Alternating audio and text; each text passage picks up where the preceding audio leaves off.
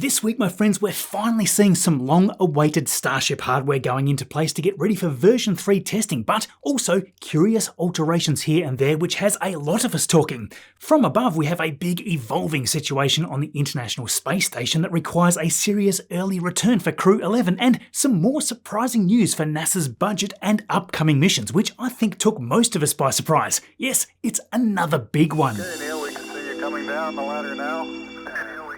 Hey, Marcus House with you here, and this week we have got what we've been waiting a long time to witness. Yes, the end of the ship quick disconnect arm on the version 3 launch tower has arrived. During the last RGV flyover, we could see that they had installed all 3 linkages here at the Sanchez area, suggesting that they were very close to finishing it off, as these would be used to attach it to the arm on the tower. It left here around midnight on Tuesday. Now, this extension piece made its way up Highway 4 and was soon turning into the launch site and rolling up alongside Pad 2. Later that morning, SpaceX's LR11000 crane was already being attached to this final large section, and before long, it was up in the air. With the help of crew in the lifts working to fully secure it with the rest of the arm, the initial installation was ripping along smoothly. We've talked about this part from a distance a number of times now, but from this perspective, we get a much better view of it all. This part has the ship quick disconnect interface on it that will hook up to the upper stage Starship once stacked and ready for a load test or flight. The main arm section had already been installed at Pad 2 back at the end of November, and since then this has had most of the supporting structure for the various supply lines that run through the arm hooked up to the tower. As a quick side note, this same section, after sitting there at Florida for many months, has finally been moved to the Starship Tower at Pad 39A on Thursday evening, so we're going to be seeing all this installation here too. Back to Texas though, now that the end has been getting installed, we finally get to see the full part in all its glory. This is so much more refined than the arm on Pad 1. Anyway, it was soon looking like everything had gone beautifully to plan. You can see the crane slings starting to give slack there, which was a good sign that they had this in place. At this point, it wasn't fully secured yet, as the crane remained in place overnight. It doesn't stop there with the new additions to the tower this week though. The tower arms got a bumper upgrade. You may recall me last week mentioning that the additional steel supports here were installed at the very ends of the arms. Well, that was for a good reason, and this week we saw them lifting and installing 2 brand new bumper sections here on NSF's live camera. Sean was soon off to pick up some incredibly detailed close-up shots here, and they look to be 3 panels in length. These were welded right to the arm, meaning that their position will remain static. They also lack any type of landing rail. We think that they've done this so that if the arm contacts a vehicle during a catch slightly early, the pointy truss section at the end of the arm wouldn't impact it first. This is very clear in this shot of Pad 1's arms, as this edge case was less of a concern due to them already being a lot longer than they needed to be at the time. It would now instead just hit this bumper area and continue moving inward. Interestingly, the arms at the new pad began moving under their own power for the first time this week since having the much larger actuators installed. Over a period of 2 hours or so, they very slowly moved within their full range of motion back and forth before returning to their resting position. Another new addition is that the tri-vent has returned and now lives on through Tower 2. We could barely see them lift and install this piece here on Saturday, but again, Sean had the angles of all this close-up action too. This vent seems very similar to the one that we have seen doing its thing during the chill-down process before ship propellant load on Pad 1 with previous launches, but this has 3 openings on the end instead of 1. So yes, with the final piece of the puzzle for the tower being installed and the orbital launch mount getting closer to completion, it is looking amazing. From here, we were able to spot multiple clamp arm doors staged beside the mount on Monday, and SpaceX has been lifting them in throughout the week. Taking a quick peek over here at the pump farm, after months of this spot being empty, the last methane pump motor has finally been installed. After all this time, that completes both sides of the pump farm. Pending a successful test campaign on Booster 19, we will hopefully see some real grand equipment and propellant loading tests soon. Over at the old Pad 1, the push to get the old pile cap removed is moving faster than I thought, with concrete and rebar piles already visible. These sit below the pile cap, meaning that they are much further along than we had anticipated. In fact, you can already tell that they are now deep enough to be below the water table because it's beginning to pool in the centre of the excavation site. Presumably, we'll see some pumps coming in soon to keep it drained. Now, if you look at the base of the tower, you can see the clean edge of its own pile cap, which SpaceX will eventually tie into the new launch mount. Over to what remains of the obsolete Deluge farm, this week we watched the crane rollover and then began removing 2 of the last 4 smaller water storage tanks. We had a nice view of that thanks to Avid Space. Who is Avid Space though? Well, you may have missed it in the week perhaps, but Lab Padre is all being rebranded to Avid Space, so keep that in mind whenever you see the brand on YouTube, X or anywhere else. Those tanks both left the site here shortly after, while being small enough it seems to not require a road closure. They were later spotted arriving at the McGregor test facility for potential reuse in some future project. Now, the air separation unit across the road has had a lot to explore since I last updated you on it. Over the last few weeks through the holiday period, hardware had been piling up, especially over at the compressor here. This monster pile cap for all of the heavy equipment yet to come for the purification and liquefaction facilities is coming along quickly too. We've watched the rebar cage being fully built up with conduits running throughout, presumably for data and electricity. Over here, notice 2 round anchor plates for what we suspect will be cooling towers or storage tanks for the system. The whole pile cap has since been poured. Along with this, last week we watched SpaceX deliver and stage a new bunker unit in Starhopper's parking area.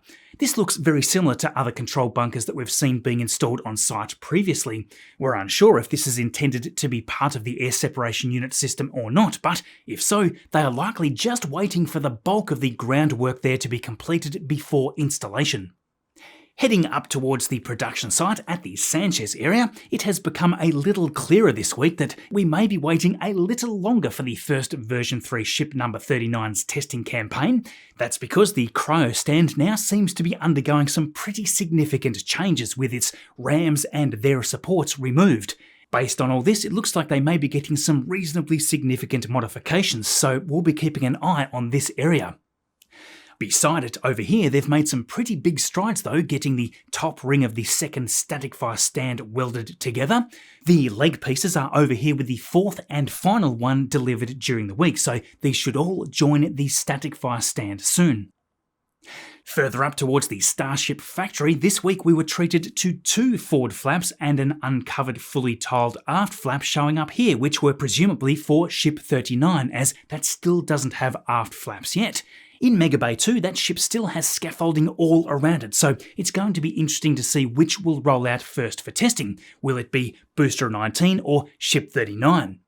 As far as we can see, we haven't had any new updates on Booster 19 yet, although admittedly it's almost impossible for us to see what's going on inside Mega Bay 1. Outside, of course, the Gigabay has had another huge week of steadily stacking beams. The centre aisle of Level 3 is coming together nicely, and with more and more workways being installed, the bay openings have become much more obvious. We are unsure at this point if the 6 factory side openings here will have doors due to them only having walkways above. They may just stay open until they build an extension to join the bay and factory perhaps, but time will tell. On the flip side, the 2 openings at the back of the bay have areas to store roll-down doors, similar to what we see here on the Mega Bays. From above, thanks to RGV aerial photography, we have this great shot of the beams they are installing to support the tower cranes as they grow higher. These triangular pieces join to the same horizontal sections as the Gigabay levels. Alright, so heading over to the Massey's test site, the new truss structure surrounding the static fire stand has evolved a lot this week. It had continued to climb and is now, we suspect, at its final height. The black walkway section that I talked about last week, Sean had some close-up shots here done a few days ago. Before I jump into all that though, thanks to Henson Shaving sponsoring this video. The Henson Safety Razor was created by these genius aerospace machinists who took their know-how from making super precise parts for space applications. They sent me one of their AL13 razors way back in 2022, and since then, apart from one vacation where I forgot to pack it, I've not used anything else. You really want a well-supported, controlled blade like this. Your skin is obviously soft and flexible, so combining that with plastic disposable flexing blades causes all sorts of tugging and digging, especially when slicing through tougher hair. The AL13 though has a single blade that only sticks out roughly 3/4 the thickness of a human hair, all while being beautifully supported right along. They even did this great test where they had people shave one side of their face with a regular multi-blade razor and the other with the AL13. The difference was obvious with less irritation from Henson's razor. I can vouch for that personally too because I always had skin irritation, but after a little practice with this, there was none at all. After owning it for a while, you can really see how cost effective it is over time. The initial unit is a once in a lifetime purchase. All you need to do is pick up a standard set of double-edged blades when you need more, and these are super cheap. I picked up a pack of 100 which I'm still using years later for less than the cost of a set of disposable cartridges, so the cost over time is practically nothing. In fact, they are offering 100 blades completely free. Just head to hensonshaving.com, select the razor color that you like, and add that 100 blade pack to your cart. Once you enter in the code Marcus in the checkout process, those blades will pop up free. Thank you, Henson Shaving. Okay, so getting back to the Massey site, this new truss structure evolved quickly this week. The black walkway here wasn't staying on the ground any longer. Yes, this had already been lifted to begin the installation on Wednesday, so hopefully we'll be able to clearly see what is being done with this new rig. Now this appears to have multiple electrical conduit boxes installed along with what seems to be hydraulic lines. This here at the top could be a hydraulic fluid accumulator tank. They've since started installing the lines heading towards the top, so whatever they're going to be testing here is a little mysterious and intriguing. Nearby, the static fire stand itself, which was previously rolled away from the trench and stored just to the side, had a fresh coat of black paint recently, so it looks to be in an almost operational condition at this point. The last addition to this stand we expect to be the Raptor vacuum engine supports. So to go with all that at Massey's, it seems like the team were preparing to dig right into compression testing on that B18.3 test tank with the new hot stage truss. Soon after this was first stacked, the crew could be seen removing it here again. They may have just been initially doing a fit or clamp test, but during this week's RGV flight we could see them beginning to reinstall the hydraulic pistons which would pull down on the cap when testing. On Friday, workers reinstalled the adapter, this time also installing the cap.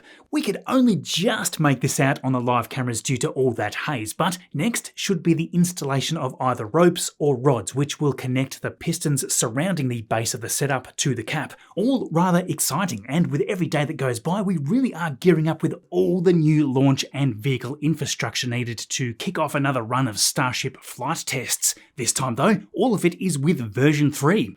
Now there's been a number of comments here and there concerned with the time that it has taken to get to this point, of course. The problem with anything space related is that almost everything is absurdly behind. Think of Orion, SLS, Dream Chaser, Starliner, New Glenn, Vulcan. In fact, it would be harder to find a space vehicle which hasn't been absurdly behind from the initial build estimates.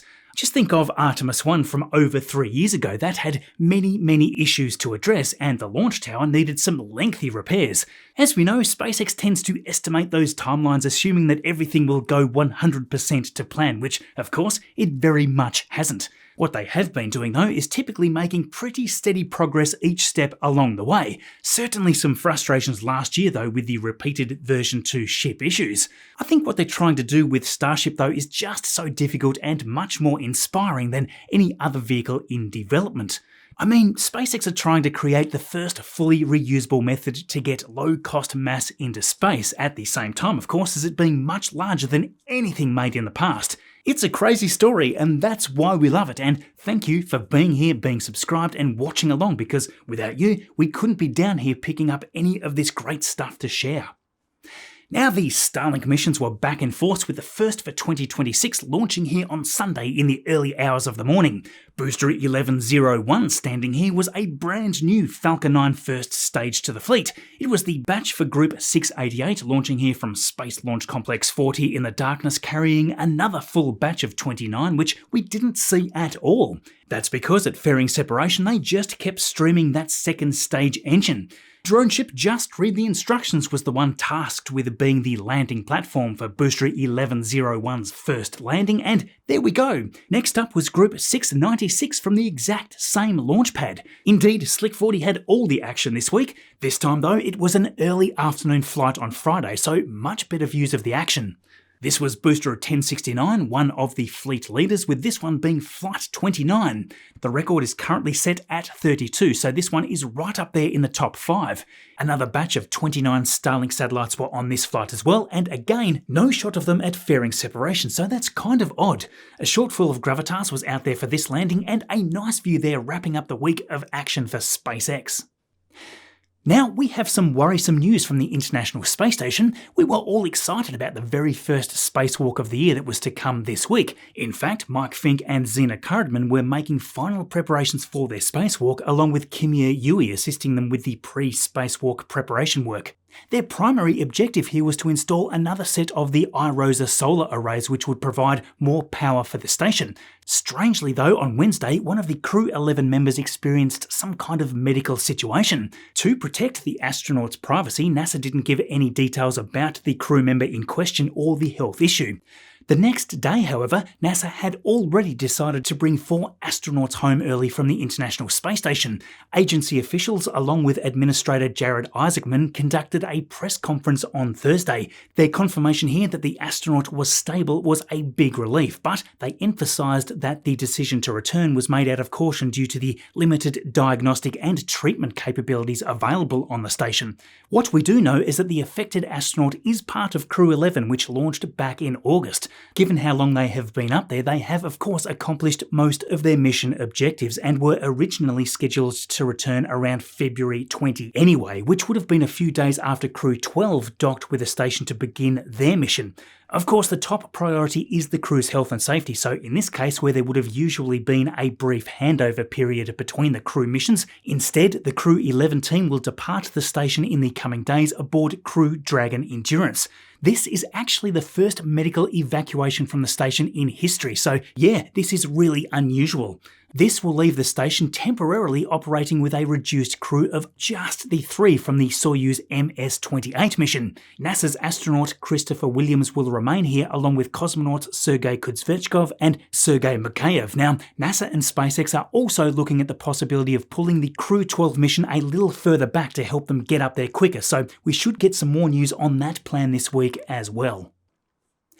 Now, after months and months of uncertainty, we finally have some clear news regarding NASA's budget for the 2026 fiscal year, which, of course, runs from October 2025 to September this year.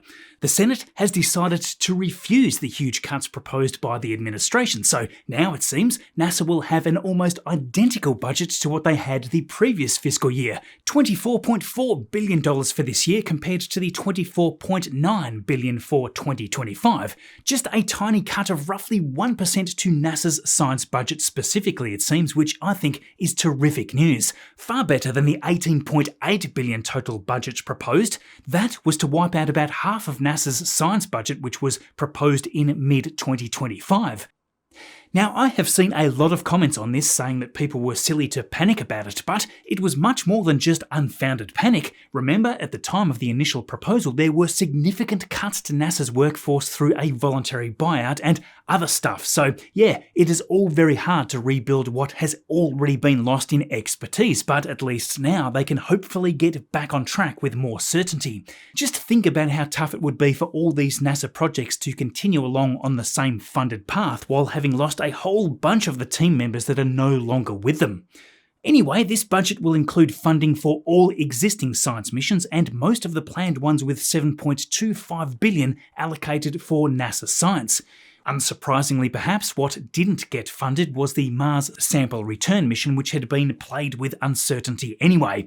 That seems fair enough considering the estimated costs of that project were unrealistic. Added to that, it is most likely the mission to be vastly superseded in the long run. Interestingly though, the budget here provides $110 million for something called Mars Future Missions. This could be used to study cheaper alternatives for returning Perseverance's samples from Mars. So yes, with a big push now to try to beat China to the moon with humans once more, it is nice to see a budget that hasn't been massively reduced.